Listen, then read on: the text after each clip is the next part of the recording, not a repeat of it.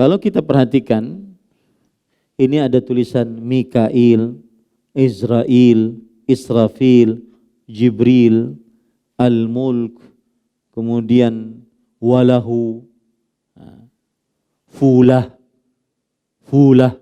nggak ada artinya. Dan ini nama-nama jin. Ini adalah nama-nama jin.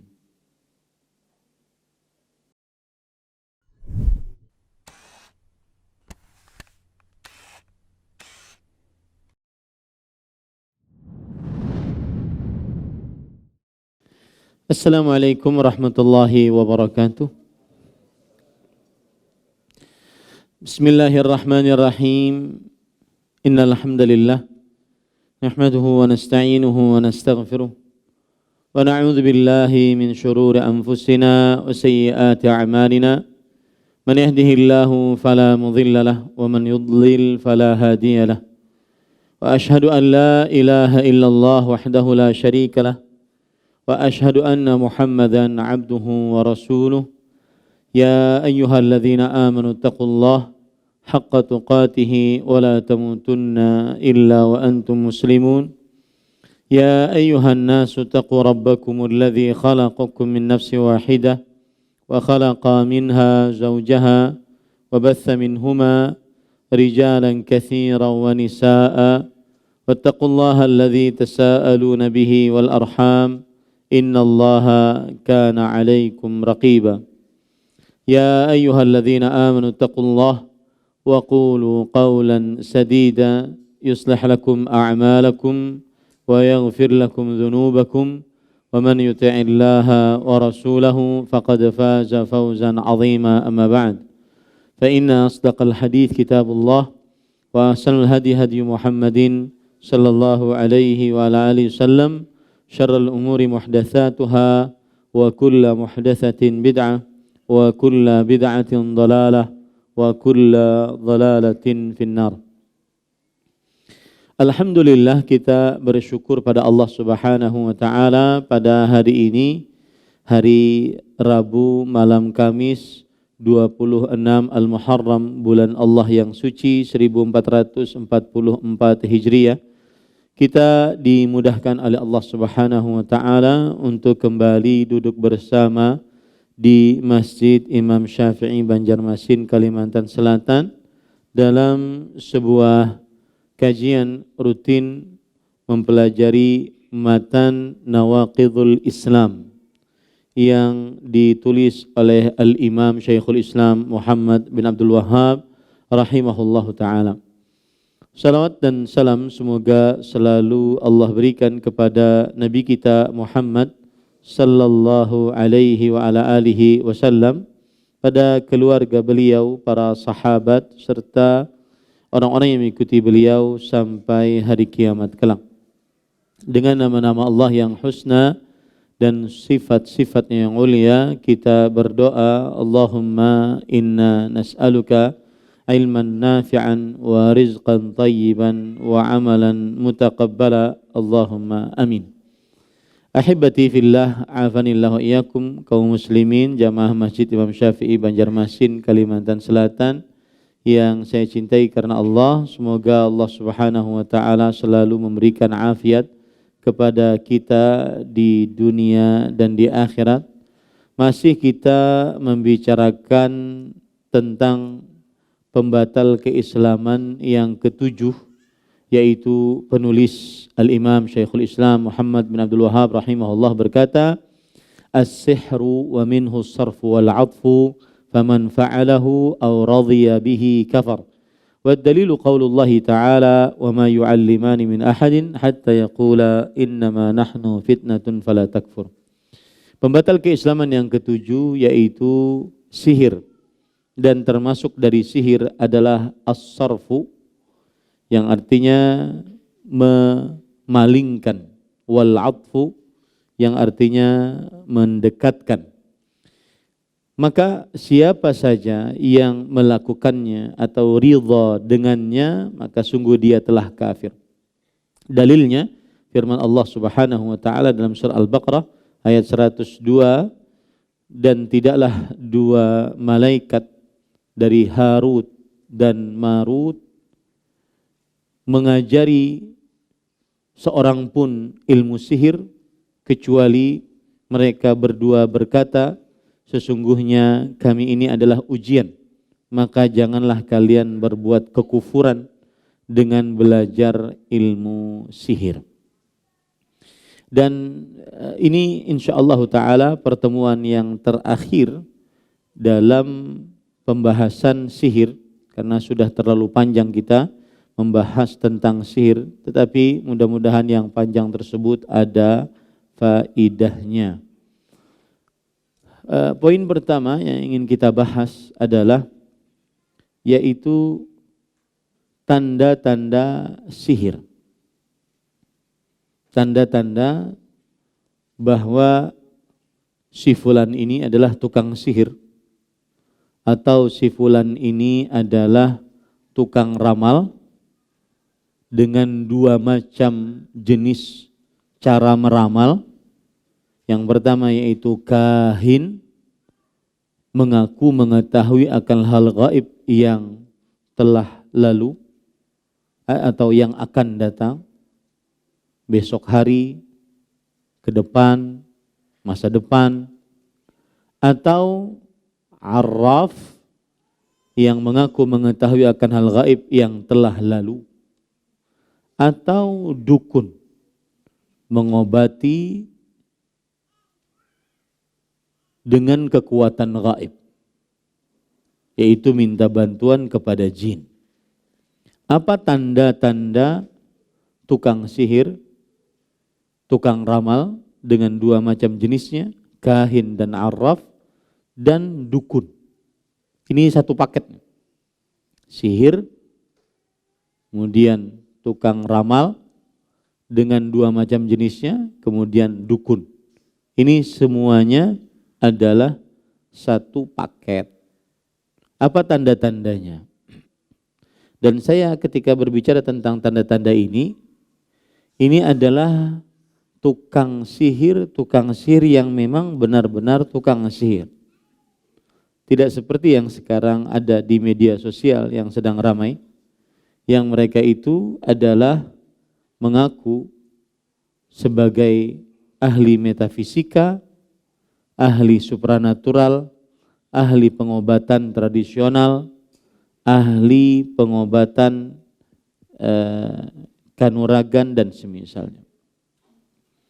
Padahal mereka sangat jauh dari ilmu sihir, perdukunan, dan juga tukang ramal.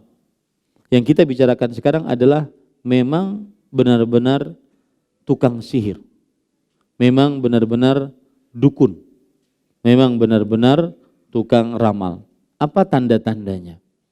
Tanda-tandanya ini penting untuk kita ketahui agar tidak mudah seseorang berobat dengannya. Yang pertama, bertanya tentang nama pasien dan ibunya. Bertanya tentang nama pasien dan ibunya. Saya pernah mendengar penjelasan dari seorang Syekh Adil bin Tahir Al-Muqbil di kota Riyadh, bahwasanya mengapa ditanyakan ibu?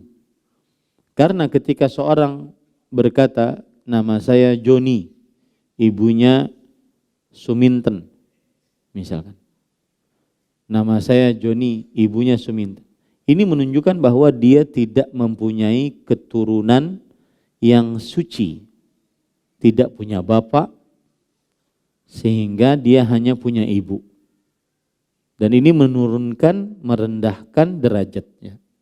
Dan itu yang diinginkan oleh iblis, jin, dan syaitan.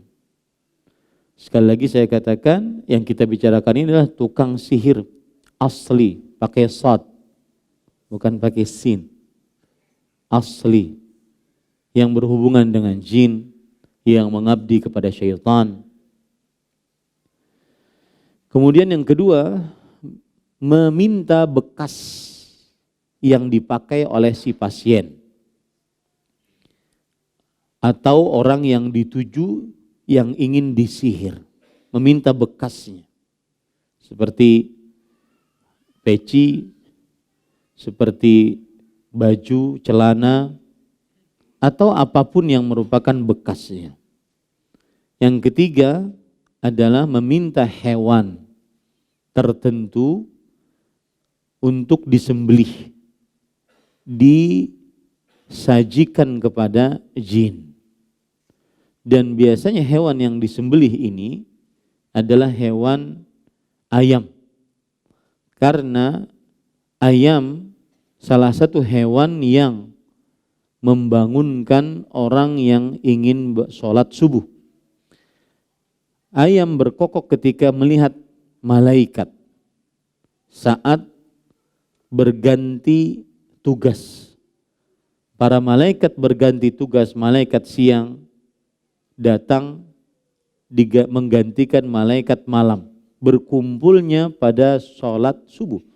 Makanya Allah Subhanahu wa taala berfirman, "Wa Qur'anal fajr, inna Qur'anal fajri kana masyhuda." Dan sholat subuh, sesungguhnya sholat subuh itu disaksikan. Disaksikan maksudnya adalah disaksikan oleh para malaikat yang senang berganti tugas. Malaikat malam ingin kembali ke langit, turun malaikat siang yang ingin menjaga di waktu siang. Dan pada waktu itu ayam berkokok melihat para malaikat. Jika disembelih tidak ada kokoknya dan tidak bisa mengerjakan sholat subuh. Itu salah satu tujuannya. Yang keempat adalah menulis tolasim dalam bahasa Arab, yaitu menulis rajah-rajah. Dan rajah-rajah ini ditulis macam-macam penulisannya. Ada yang penulisannya pada kertas, bentuk-bentuknya juga bermacam-macam. Ada yang huruf-huruf hijaiyah dipotong-potong, dicampur dengan angka-angka, dicampur dengan bintang, dicampur dengan rembulan, dicampur dengan tulisan nama Khalifah Rashidah dari mulai Abu Bakar, Umar, Utsman, Ali, agar orang terkecoh. Ini salah satu contohnya. Ini contoh dari raja. Ya. Kemudian juga diantaranya ini. Kalau kita perhatikan, ini ada tulisan Mikail, Israel, Israfil, Jibril, Al-Mulk, kemudian Walahu, Fulah, nggak ada artinya. Dan ini nama-nama jin. Ini adalah nama-nama jin. Sa'altuka bismil mu'azzam qadruhu baj ahwaj jal. Aku memohon kepada engkau dengan nama yang agung, kedudukannya baj ahwaj jal. Ini nama-nama jin. Ini bisa ditulis di kain atau di kertas atau kadang-kadang di cincin, ya. Sebagian kaum muslimin yang tidak paham maka menganggap karena tulisannya bahasa Arab maka ini adalah syar'i, padahal tidak syariat. Kalau di Banjarmasin kita sering di tempurung kelapa. Nah, ini biasanya dipakai dan dijual bebas. Dan salah satu fungsinya adalah yaitu untuk menakar beras.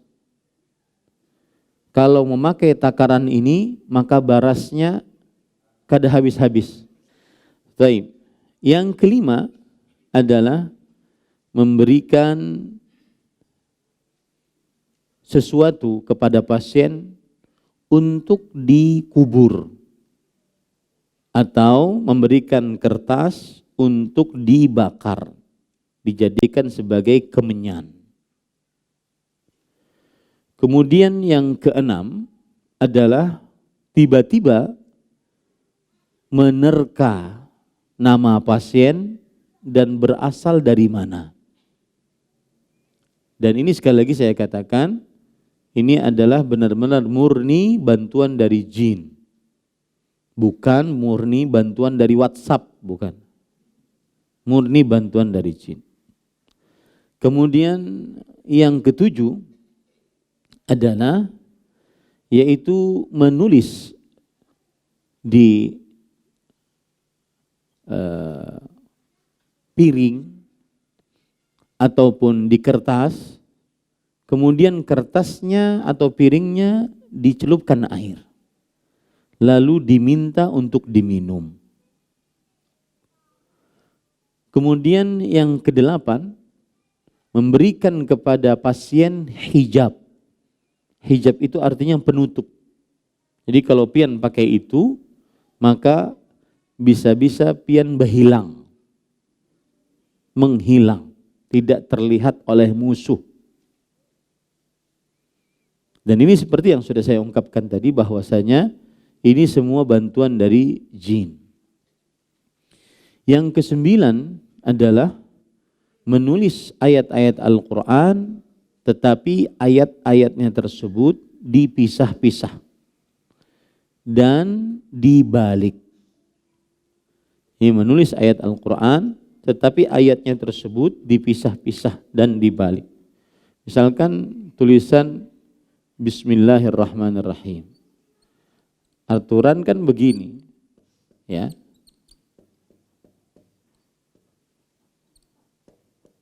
Menulis Bismillahirrahmanirrahim. Kemudian dia pisah, dimulai dari kiri, ba. Kemudian sinnya aturan kan begini. Sin aturan tulisannya begini. Dia mulai, ini menghinakan Al-Quran. Ini menghinakan Al-Quran.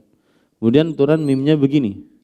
Dia tulis, apa kebalikannya? Nah, sama aja. Allah misalkan. Nah, gitu. Ya, kemudian Allah. Dia tulis satu-satu, ya. Allah, aturan kan begini. Allah. Dia jadikan gini. Ya. Dibalik-balik. Ini semua penghinaan terhadap Al-Quran. Nah, itu yang ke-9. Yang ke-10 adalah menunggu bintang tertentu agar bisa melepaskan seseorang dari sihir. Menunggu bintang tertentu di langit agar bisa melepaskan seseorang dari sihir. Yang ke-11 adalah membaca garis-garis tangan untuk mengetahui di manakah barang yang sedang dicuri atau di manakah sesuatu yang sedang hilang.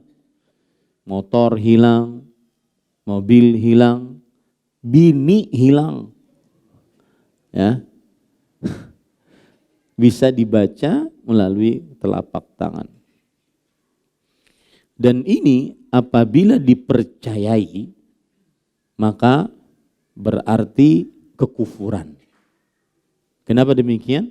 Hadis riwayat Imam Abu Dawud, man ata kahinan aw arrafan fasaddaqahu bima yaqul faqad kafara bima unzila ala Muhammad. Siapa yang mendatangi dukun, tukang ramal, yang meramal akan yang akan datang atau yang telah lalu, maka sungguh dia telah, lalu ia percayai, sungguh ia telah kafir dengan apa yang diturunkan kepada Nabi Muhammad sallallahu alaihi wa alihi wasallam.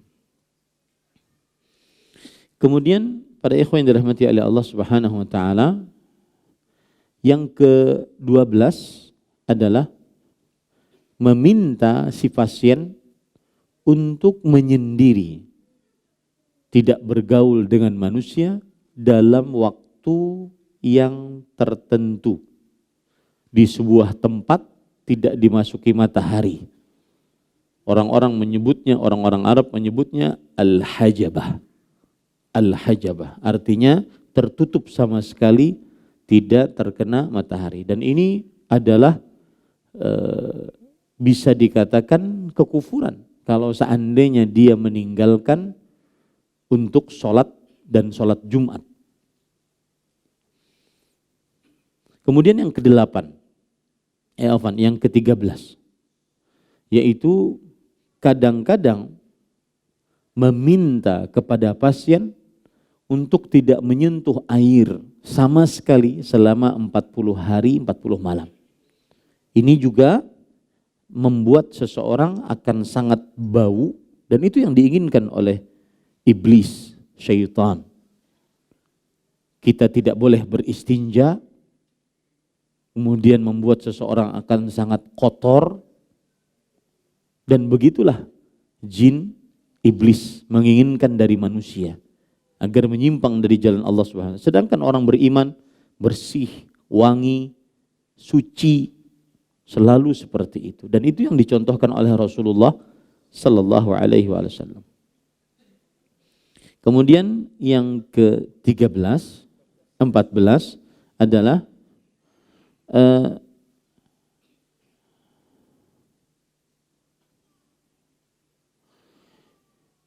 menjampi-jampi dengan ucapan-ucapan yang tidak bisa dipahami dan tidak berbahasa Arab yang baik dan benar. Pokoknya tidak bisa dipahami.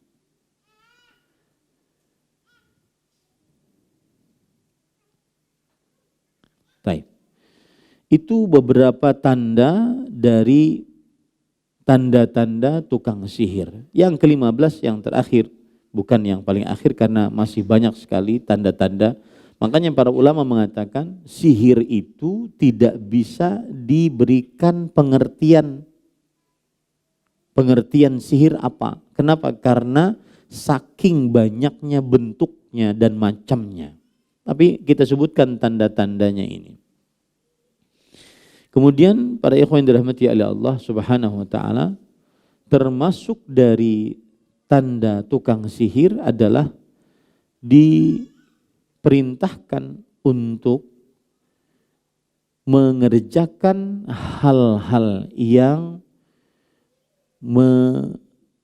menentang syariat Islam, seperti sholat tanpa berwudu dengan sengaja. Sholat tanpa berwudu dengan sengaja. Menggauli wanita-wanita yang merupakan mahramnya. Kemudian bertelanjang bulat di hadapan khalayak ramai. Yaitu ini semua sebagai bentuk penentangan terhadap syariat Islam. Sebagai bentuk penentangan terhadap syariat Islam. Baik. Kemudian termasuk tanda-tanda tukang sihir adalah meruqyah dengan ruqyah syirkiyah, syaitaniyah. Meruqyah syirkiyah, syaitaniyah.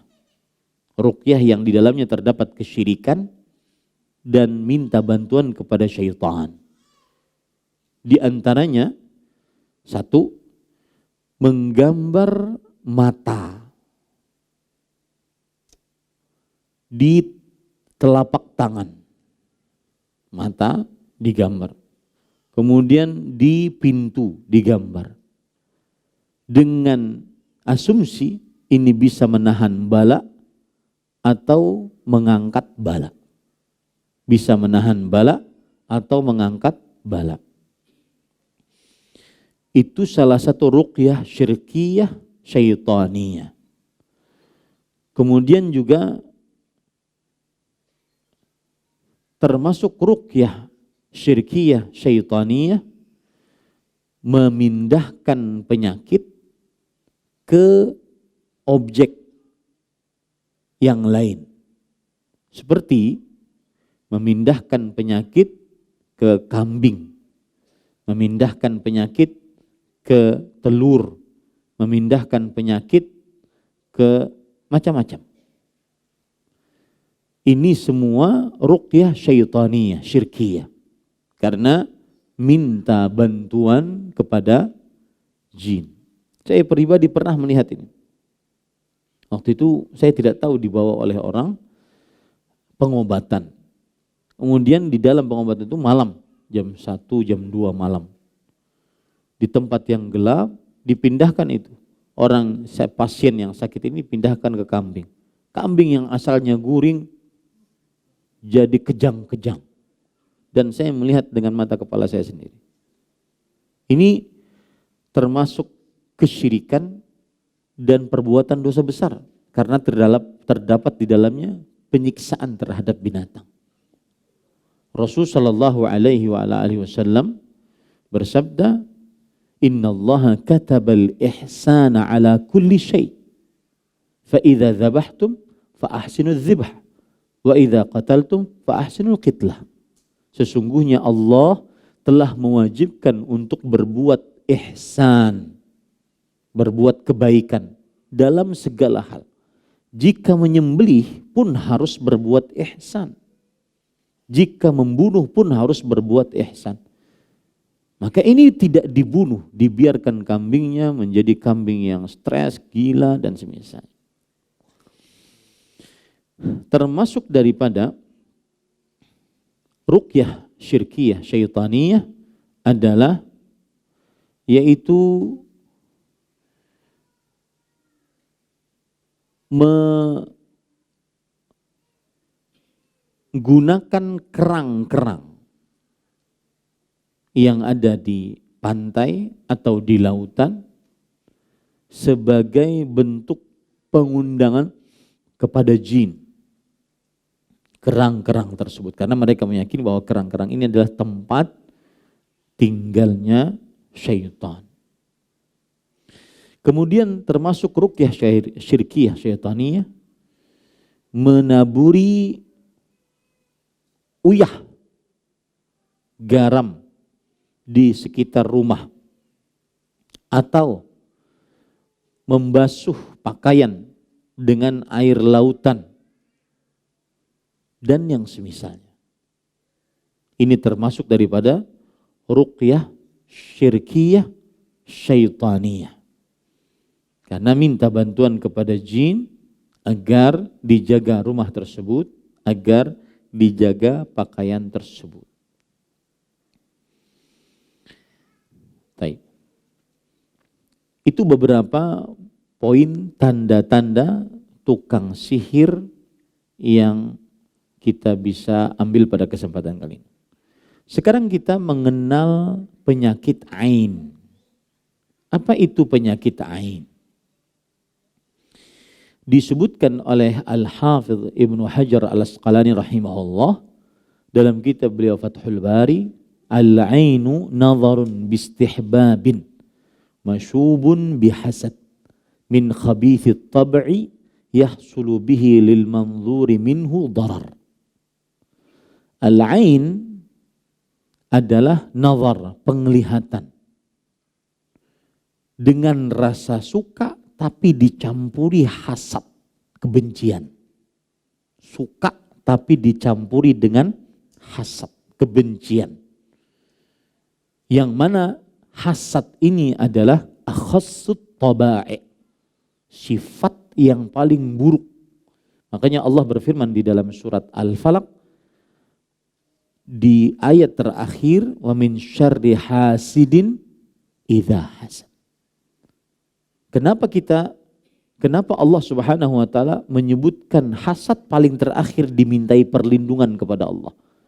Karena al-hasadu akhassut taba'i.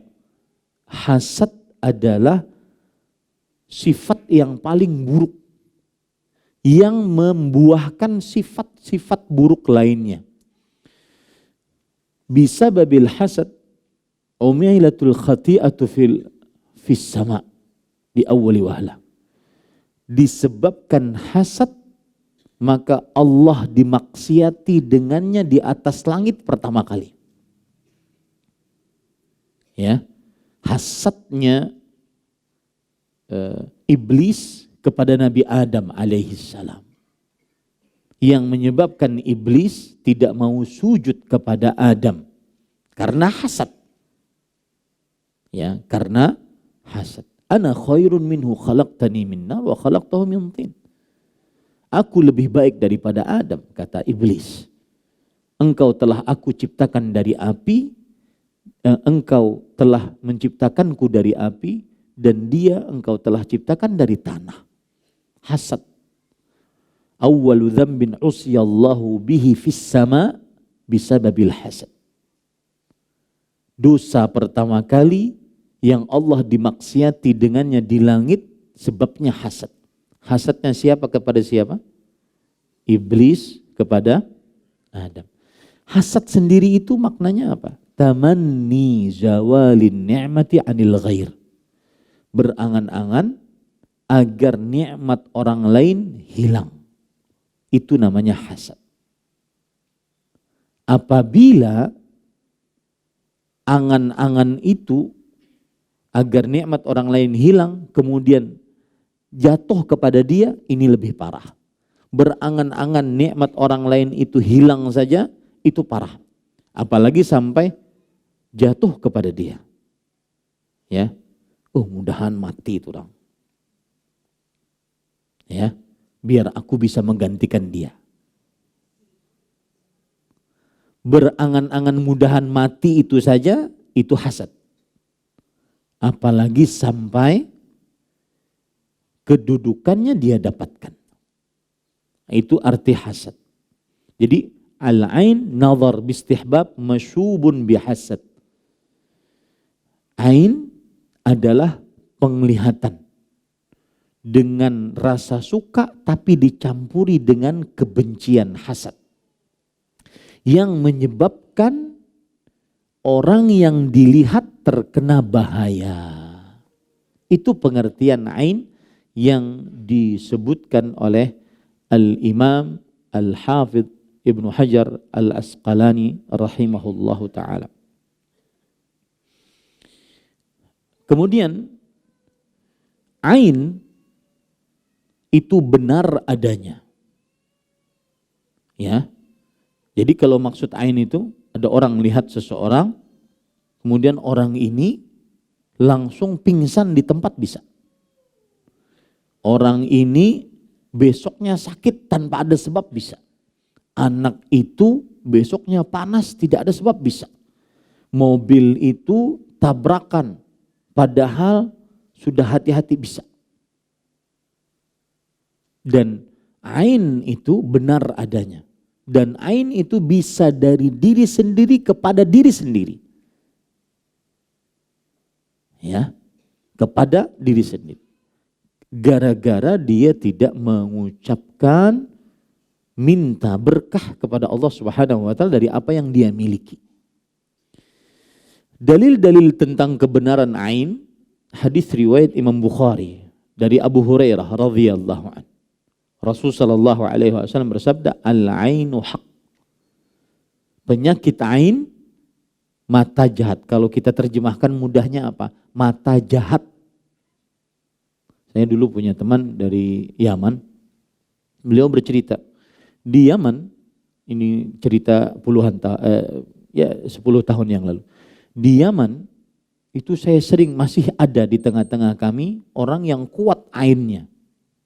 Kadang-kadang dilihat jatuh gara-gara ain. Ini menunjukkan kebenaran hadis Rasul. Al-ainu haq.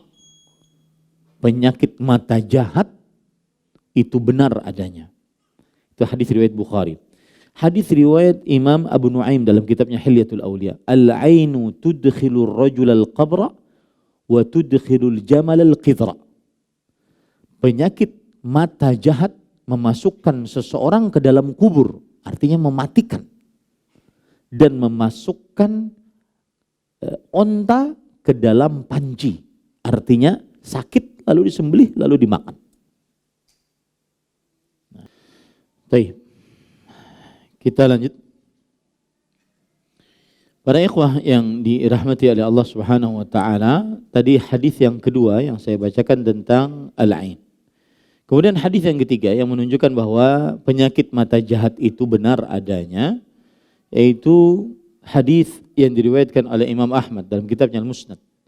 Innal aina la tula'u birrajul biiznillahi ta'ala hatta yas'ada haliqan thumma yataradda min. Sesungguhnya penyakit mata jahat membakar seseorang dengan izin Allah Subhanahu wa taala sampai memuncak ke kepalanya, kemudian mati darinya. Kemudian hadis riwayat Muslim, al-ain haqqun tustanzalul haliq. Artinya penyakit mata jahat itu benar adanya, bahkan bisa meruntuhkan gunung. Muslim, hadis riwayat Muslim, bahkan bisa meruntuhkan gunung. Subhanallah. Kemudian hadis yang ke-6, hadis riwayat Imam Abu Daud At-Tayalisi rahimahullah dalam kitabnya Al-Musnad, Musnad At-Tayalisi, al-ainu haq walau kana syai'un sabiqul qadar sabaqathul ain. Penyakit mata jahat benar adanya. Kalau seandainya ada sesuatu sudah ditakdirkan oleh Allah, maka akan didahului dengan takdir ain. Artinya, penyakit mata jahat itu termasuk yang didahulukan dalam takdir manusia. Makanya disebutkan di dalam kitab Musnad At-Tayalisi juga, bahwa aktsaru man yamut min ummati ba'da kitabillah wa qada'ihi wa qadari bil anfus, yakni bil ain. Kebanyakan dari umatku yang mati setelah takdir Allah dan ketetapannya adalah disebabkan karena penyakit mata jahat. Allahu Akbar. Ya, ini para ikhwah yang dirahmati oleh Allah Subhanahu wa taala. Kalau sudah kita pahami itu apa al-ain dan dalil-dalilnya, maka di sana ada dua tindakan. Yang pertama tindakan preventif, yang kedua tindakan kuratif. Tindakan preventif sebelum terjadinya, apa yang harus kita lakukan? Yang pertama adalah beristi'adzah, yaitu minta perlindungan.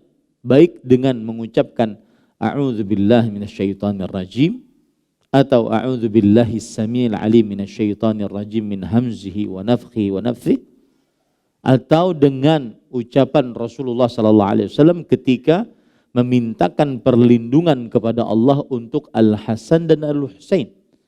U'idzukuma bikalimatillahi tammat min kulli syaitanin wa hammah wa min kulli ainin lamah. Nanti kita akan tulis. Dalilnya adalah hadis yang diriwayatkan oleh Imam Ibnu Majah dan disahihkan oleh Imam Al-Albani rahimahullah. Rasulullah sallallahu alaihi wasallam bersabda, "Ista'idzu billahi ta'ala minal ain fa innal aina haqqun." Mintalah perlindungan kepada Allah Subhanahu wa taala dari penyakit mata jahat. Sesungguhnya penyakit mata jahat benar adanya. Benar adanya. Kemudian juga bisa dengan memakai yang saya ucapkan tadi. U'idzukuma bikalimatillahi tammah min kulli syaitanin wa hammah wa min kulli ainin lamah. Hadis riwayat Bukhari. Saya artikan dulu sembari dihapus. Artinya Rasulullah SAW berdoa kepada, ya Allah, aku melindungkan dua cucuku ini, u'idzu kuma, melindungkan dua cucuku ini dengan kalimat-kalimat Allah yang sempurna dari keburukan setiap syaitan.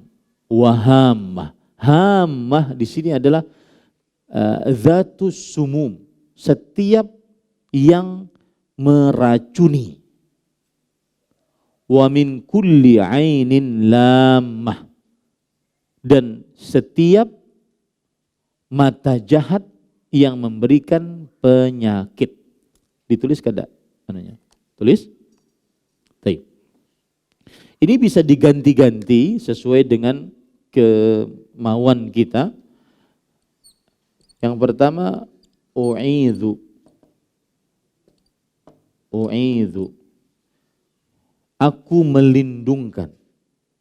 Misalkan ada anaknya dihiga, u'idzu bi kalimatillahi tammah. Di sini anaknya u'idzu Al-Hasan, u'idzu Al-Husain, u'idzu Abdurrahman, u'idzu Abdul Razzaq, u'idzu, ya. Bi kalimatillahi tammah. Bi kalimatillahi tammah.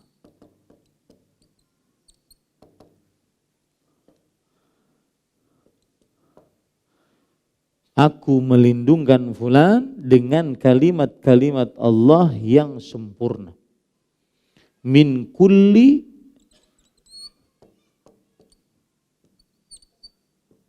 syaitan. Wahamah. Hamah apa tadi artinya? Min kulli syaitanin wahammatin. Apa hamah? Yang memberikan racun. Ya, racun. Hamah bukan binatang yang atau sesuatu yang meracuni. Hamah. Kemudian wa min kulli syaitanin hamah wa min kulli ainin wa min kulli ainin lamah.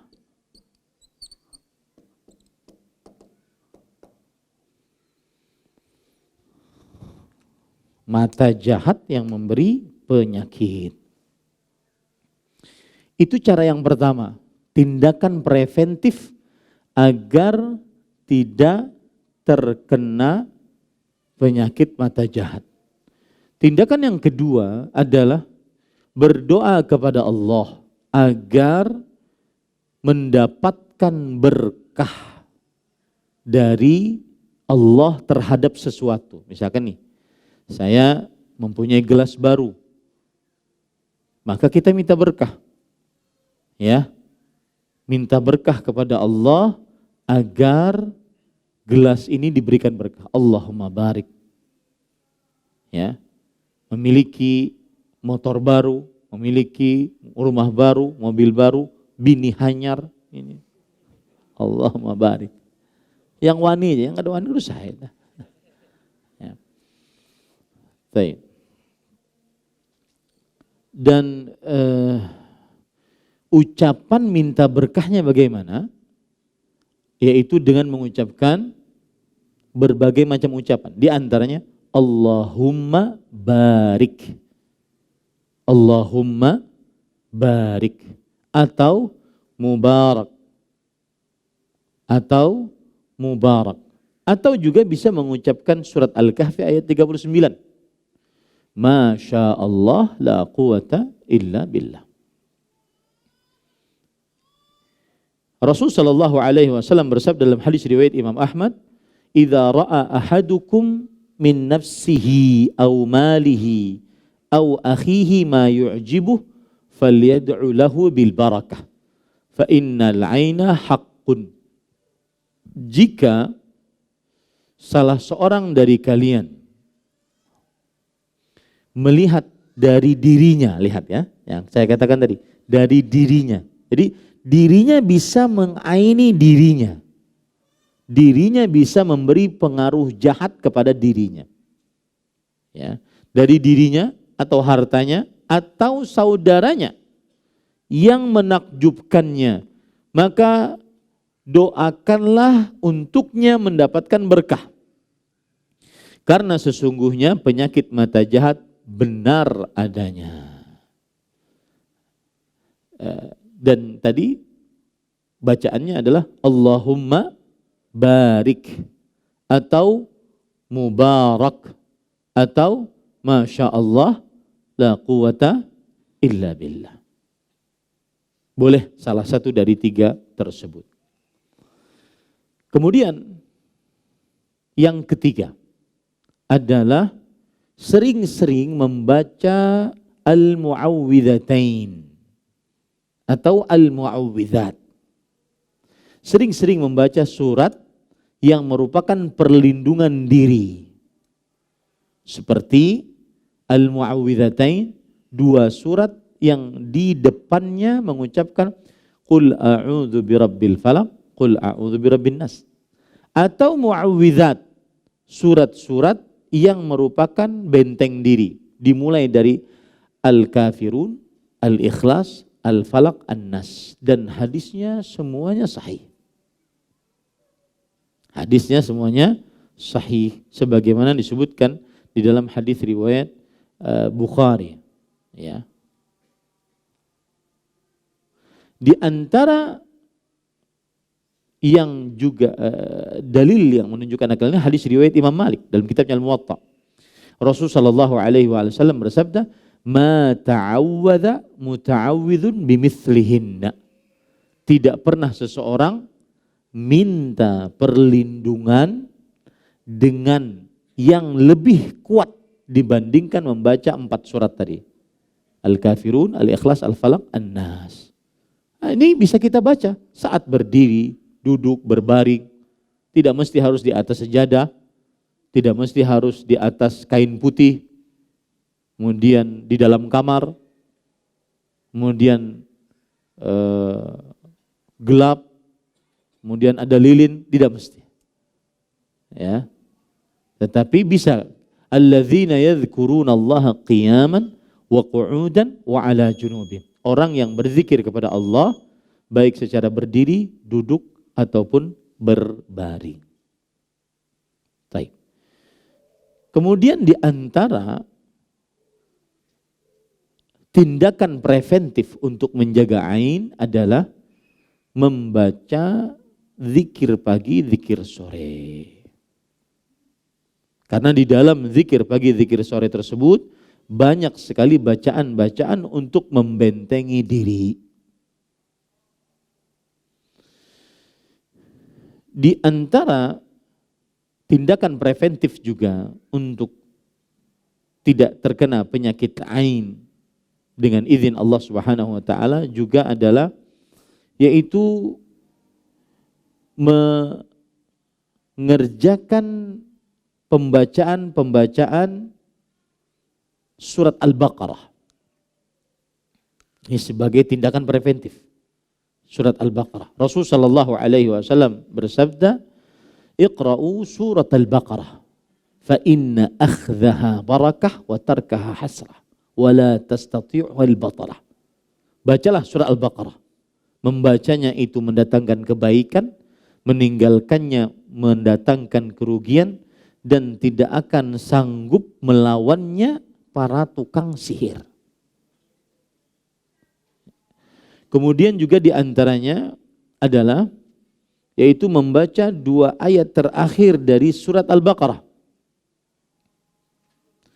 Rasulullah sallallahu alaihi wasallam bersabda dalam hadis riwayat Bukhari, "Man qara'a bil ayataini min akhiri suratil Baqarah kafatah." Siapa yang membaca 2 ayat terakhir dari surat Al-Baqarah fi lailah, dalam satu malam.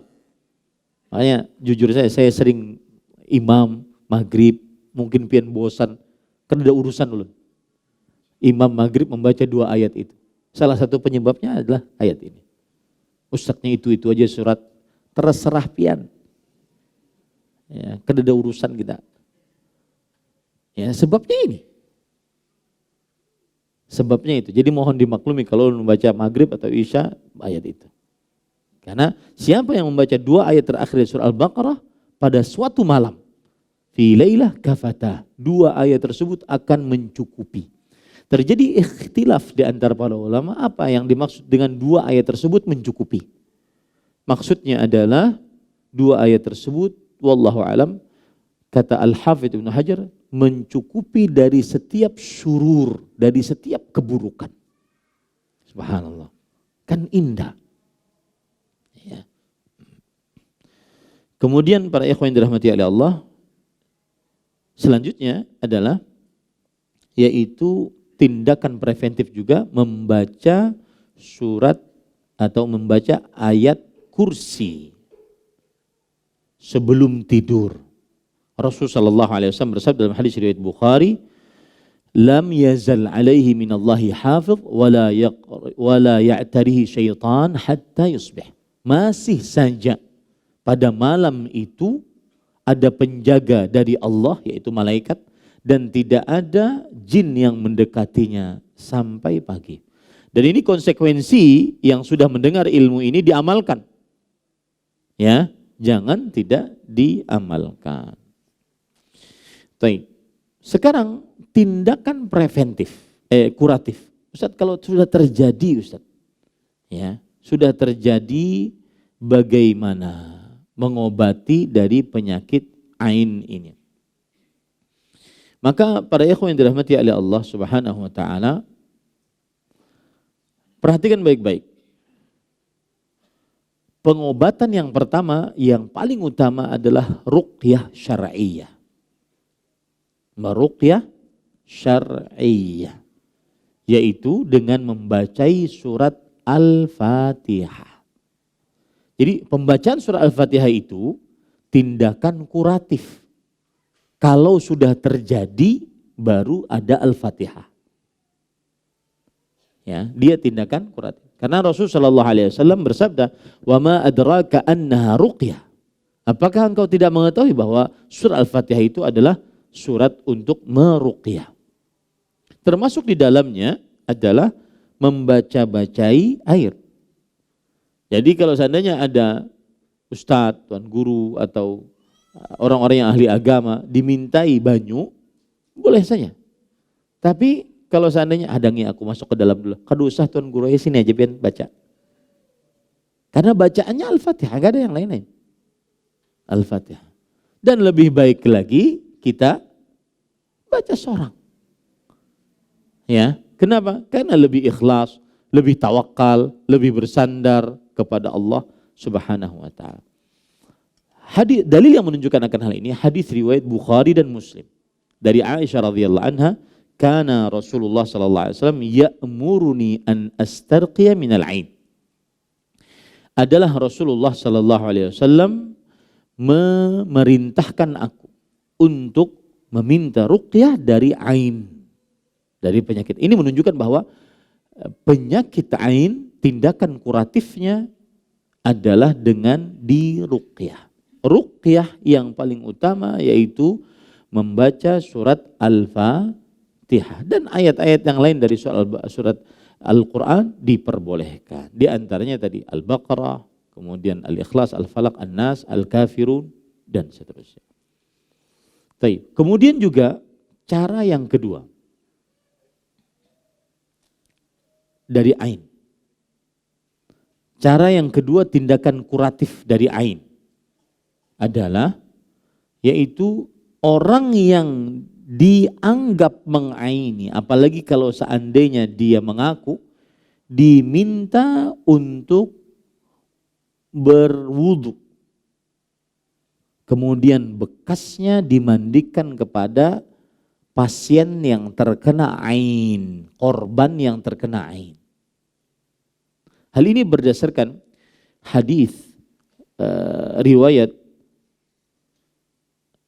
Imam Ahmad, Imam Tirmidzi dari Abdullah bin Abbas radhiyallahu anhu, Rasulullah sallallahu alaihi wasallam bersabda, "Al-ainu haq walau kana syai'un sabiqul qadar la sabaqatul ain wa idza istaghsaltum faghsilu." Ain itu benar adanya, penyakit mata jahat benar adanya. Kalau seandainya ada sesuatu didahului oleh takdir, maka akan didahului benar-benar oleh penyakit mata jahat. Jika kalian diminta untuk mandi, maka mandilah. Artinya, kalau seandainya ada orang nih, kan biasanya ain itu Pak, dia tidak merasa. Orang mengaini orang lain tidak merasa. Nah kita minta. Mas Sufyan, pian pinanya mengaini ulun, mandi aja pian. Bakasnya kan ulun mandiakan. Ya. Fa idza istaghsaltum faghsilu. Maka jika diminta untuk mandi, mandilah. Kemudian dipakai untuk mengobati orang yang terkena ain tersebut. Dari sini para ulama mengatakan salah satu cara kuratif pengobatan ain adalah orang yang dikira mengaini, memberikan pengaruh buruk melalui pandangan, dia diminta untuk meletakkan sesuatu dari bekasnya. Entah bekas basuh tangannya, entah bekas dia memegang air, kemudian dimandikan, diwudukan atau diwudukan kepada orang yang terkena ain tadi. Lihat lagi hadis riwayat Imam Ahmad, Imam Tirmidzi dari Asma binti Umais radhiyallahu anhu. Beliau bercerita, "Ya Rasulullah, inna Bani Ja'far tusibuhumul ain." Lihat, satu keluarga kena ain. Sesungguhnya keturunan Ja'far dikenai oleh penyakit ain, mata jahat. Afanastarqi lahum, bolehkah kita meruqyah mereka? Kata Rasulullah SAW, na'am, falau kana syai'un sabiqul qadar la sabaqathul ain. Kalau seandainya sesuatu didahului oleh qadar, maka akan didahului oleh ain. Ini menunjukkan bahwa boleh cara kuratif untuk mengobati penyakit ain adalah diruqyah sebagaimana sudah saya sebutkan tadi. Ini penambahan dalil. Begitu juga hadis riwayat Imam Abu Daud. Ya, dari Aisyah radhiyallahu anha beliau bercerita, kana yu'marul a'inu fayatawadda thumma yaghsilu minhul ma'in. Artinya orang yang dianggap mengaini, memberikan mata buruk, mata jahat, diperintahkan untuk berwudu. Kemudian orang yang pasien ataupun korban kena ain tadi, dia membasuh tubuhnya dengan ain tersebut. Ada cerita, saya pernah ceritakan oleh kawan saya dari Yaman. Anak ini dari kecil sampai baligh, nangis kerjaannya. Sampai baligh umur 15 tahun. Kemudian setelah itu ketika baligh berhenti nangisnya. Ternyata berhentinya itu saat tetangga di sampingnya, nenek-nenek tua meninggal. Artinya yang mengaininya selama ini masih hidup. Ketika yang mengaininya meninggal, berhentilah penyakit ain tersebut. Nah, di sini pentingnya seseorang bersandar kepada Allah Subhanahu wa ta'ala. Itu yang bisa saya sampaikan. Ada waktu sekitar 5-10 menit, dipersilahkan jika ada yang bertanya. Ada yang langsung?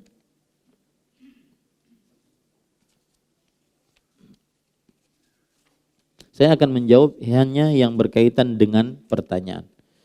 Yang berkaitan dengan poligami kada ulun jawab.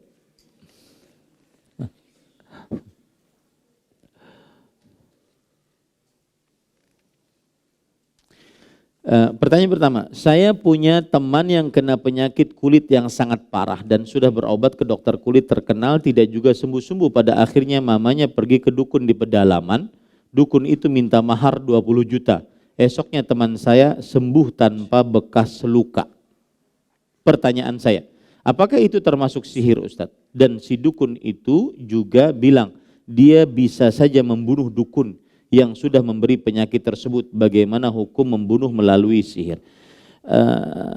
Bismillah, walhamdulillah, wassalatu wassalamu ala rasulillah wa ala alihi wa ashabihi wa man walah, amma ba'd. Saya akan menjawab sesuai dengan apa yang tercantum dalam pertanyaan ya. Karena di sini disebutkan dukun di pedalaman, maka jawabannya tidak boleh berobat dengan dukun. Dan inilah perbedaan antara sihir dan dukun. Sihir adalah memberikan pengaruh buruk kepada seseorang. Ya, melalui jampi-jampi, melalui ikatan buhul-buhul, atau melalui rajah-rajah yang sudah saya sebutkan tadi. Dukun adalah lebih identik dengan pengobatan. Mengobati pasien tetapi dengan kekuatan gaib. yaitu minta bantuan kepada jin. Dan yang dilakukan oleh orang ini adalah yang disebut dalam bahasa Arab dengan an-nushrah. An-nushrah adalah halus sihri bis sihir. Membuka sihir, menghilangkan sihir dengan sihir. Dan itu logikanya begini. Misalkan ada si fulan kena sihir dengan minta bantuan jin. Jinnya pangkatnya barada.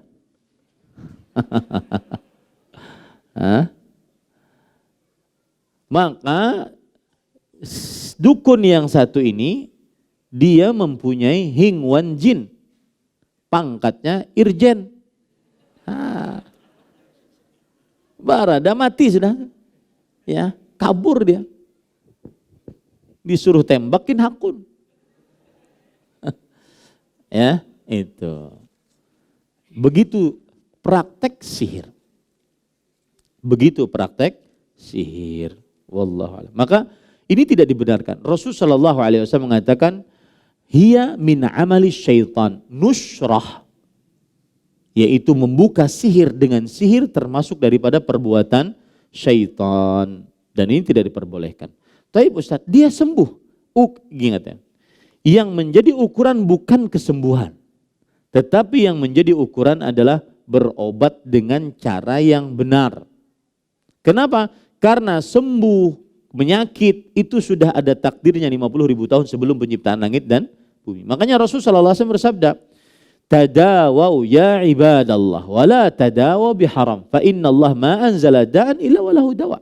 Berobatlah wahai hamba Allah dan janganlah kalian berobat dengan yang haram. Sesungguhnya Allah tidak menurunkan penyakit kecuali menurunkan bersamanya obat penyembuhnya. Ya, wallahu a'lam. Apakah perbuatan seseorang yang memiliki ilmu kebal termasuk dari pembatal keislaman? Apabila dia minta bantuan kepada jin dan melakukan hal-hal yang menyimpang dari agama, berbuat kekufuran seperti ritual-ritual yang menghinakan syiar Islam yang pernah saya sebutkan di sini, seperti menginjak Al-Quran, sholat tanpa berwudu, menzinahi wanita yang mahramnya, kemudian menulis Al-Fatihah dengan cara terbalik, kemudian menulis surat ayat kursi dengan haid, dengan darah haid, maka ini kekufuran. Ya, kekufuran. Tetapi sebenarnya yang paling utama adalah apakah di dalam Islam ada ilmu kebal? Maka tidak ada. Kalau seandainya ada ilmu kebal, maka niscaya Nabi kita Muhammad Sallallahu Alaihi Wasallam tidak akan pernah terluka. Karena beliau manusia paling mulia. Manusia paling mulia. Maka tidak ada di dalam agama Islam ilmu kebal. Wallahu a'lam.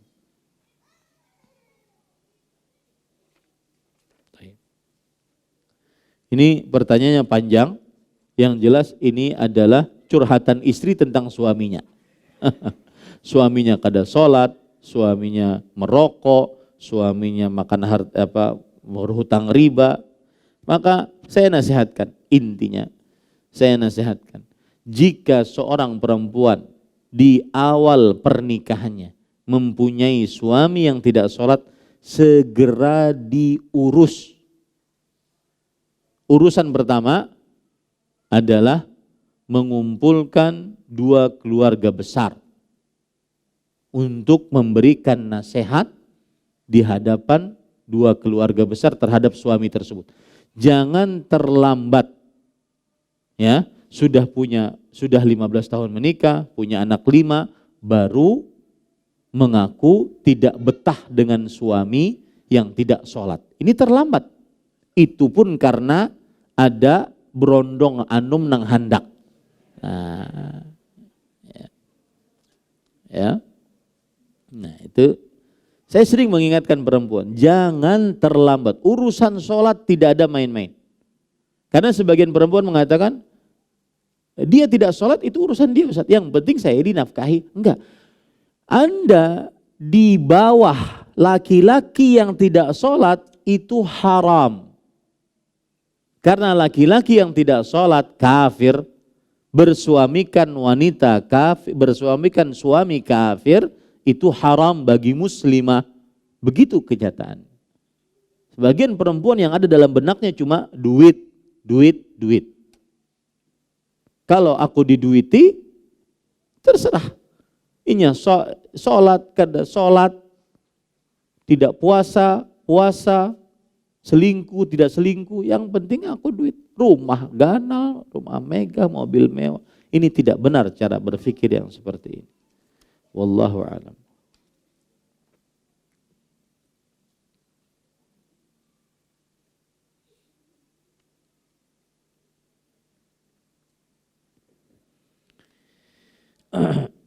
Di masyarakat kita sering terjadi contoh seorang istri sakit parah.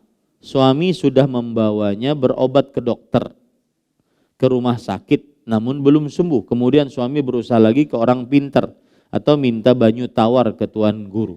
Apakah ini termasuk kesyirikan? Bagaimana cara bagi istri untuk bertobat sedangkan dia tidak sadar? Jawabannya, minta air kepada orang yang dianggap saleh, mempunyai kedudukan di sisi Allah secara lahiriah manusia, maka boleh. Tetapi tadi, yang dibacakan harus ayat Al-Quran atau doa-doa yang sahih dari hadis Rasul Sallallahu Alaihi Wasallam. Ya, karena ini dilakukan oleh beberapa salafus saleh, para sahabat Nabi radhiyallahu anhum. Jadi tergantung sekarang. Ya, yang dimintai banyu tawar tadi kira-kira membaca apa dia ketika membacai banyu tersebut, air tersebut. Wallahu a'lam. Jika laba atau apa ini? Jika diperbolehkan meminta air doa kepada orang yang dianggap alim, bagaimana jika ada tarif khusus untuk minta air doa tersebut? Apakah diperbolehkan? Maka jawabannya ini lari kepada pembacaan Al-Quran. Apakah boleh dimintai upah atau tidak? Wallahu a'lam, ada hadis yang berbunyi, inna akhadtum ajran, inna ahaqqa ma akhadtum ajran kitab Allah. Sesungguhnya yang paling berhak kalian ambil upahnya adalah Al-Quran. Yaitu seorang mengajar Al-Quran, maka dia berhak untuk mengambil upah. Tetapi tentunya tidak menjadi komersil bagi dia, karena berpengaruh dengan niatnya. Maka permasalahan minta air kemudian dihargai, ini adalah cabang dari permasalahan tadi. Paham maksud saya enggak? Ini cabang dari permasalahan tadi. Seorang mengajari Al-Quran, kemudian mengambil upah darinya, maka sebagian ulama mengatakan tidak mengapa. Asalkan tidak menjadi merubah niatnya. Tetapi kemudian bercabang dengan permasalahan membacai. Dan di zaman modern sekarang ini, sebelum dimintai sudah dibacai dulu. Ya, sebelum dimintai sudah dibacai dulu. Dan kadang-kadang bermain-main dengan hal itu. Misalkan ada botol air mineral, 1 botol, bacaan Al-Fatihahnya 5 kali 750.000. Ya, kalau seandainya bacaannya 10 kali 15.000. Ini dikhawatirkan nanti mempermainkan Al-Quran, maka lebih baik dijauhi. Wallahu a'lam. Apa hukum menonton atau melihat praktek pembuktian dukun? Entah dukun itu asli bantuan jin atau hanya trik. Maka jawabannya, untuk apa dulu menonton? Kededa gawian kapian. Ya. Maka jawabannya adalah, tujuan dia menonton apa? Karena mendatangi dukun, tukang ramal, tukang sihir, ada 4 macam. Yang pertama, untuk merendahkannya, membatalkan sihir, perdukunannya atau tukang ramalnya. Maka ini diperbolehkan. Sebagaimana dilakukan oleh Rasulullah SAW kepada Ibnu Sayyad. beliau bertanya kepada Ibnu Sayyad, apa yang aku sembunyikan? Ibnu Sayyad mendapatkan bantuan dari jin, yaitu ucapan ad-duh. Padahal Nabi Muhammad sallallahu alaihi wasallam mendapatkan surat ad-dukhan. Dia cuma ad-duh, alif dan nunnya ketinggalan. Kenapa? Jinnya ditembak meteor duluan. Ya, memang seperti itu hadisnya. Satu, kalau untuk merendahkan, membatalkan praktek sihir, dukun, dan ramalannya diperbolehkan. Yang kedua, bertanya hanya sekedar bertanya. Sama dengan hanya sekedar ingin lihat. Ya, maka ini tidak diterima sholatnya 40 hari, 40 malam. Yang kedua, bertanya dan mempercayai, maka ini keluar dari agama Islam. Yang keempat adalah untuk mengetahui apa yang mereka lakukan agar bisa membongkar keburukannya, maka ini diperbolehkan. Wallahu a'lam. Saya setiap kali berjualan diganggu macam-macam oleh syaitan. Apakah itu Ustaz termasuk dari ain? Atau ada yang menyihir saya? Apa dulu yang diganggu macam-macamnya ini? Jangan pian cuma terlalu was-was. Ya, tidak disebutkan dalam pertanyaan. Apa dulu yang dimaksud dengan diganggu macam-macam oleh syaitan? Misalkan pas ketika buka warung ada kepala tikus setiap hari, ya, 7 hari 7 malam kepala tikus misalkan. Maka ini juga perlu dicari. Jangan-jangan warung sebelah dapat tikus dibuang di warung. Jadi perlu dicari yang seperti itu. Tapi sesuatu yang tidak wajar maka itu menunjukkan kepada pekerjaan sihir atau jin. Ya, baik. Cukup kiranya dengan ini kita cukupkan pembatal keislaman yang ke-7. Kita akan bahas pembatal keislaman yang ke-8. InsyaAllah ta'ala pada pertemuan ke depan. Sallallahu Nabi Muhammad walhamdulillahirabbil alamin. Subhanakallah bihamdik. Asyhadu an la ilaha illa anta astaghfiruka wa atubu ilaik. Wassalamualaikum warahmatullahi wabarakatuh. Terima kasih. Jazakumullah khairan wa barakallahu fikum. Video ini dibuat atas partisipasi dari donasi Anda. Semoga menjadi amal jariah bagi Anda semuanya.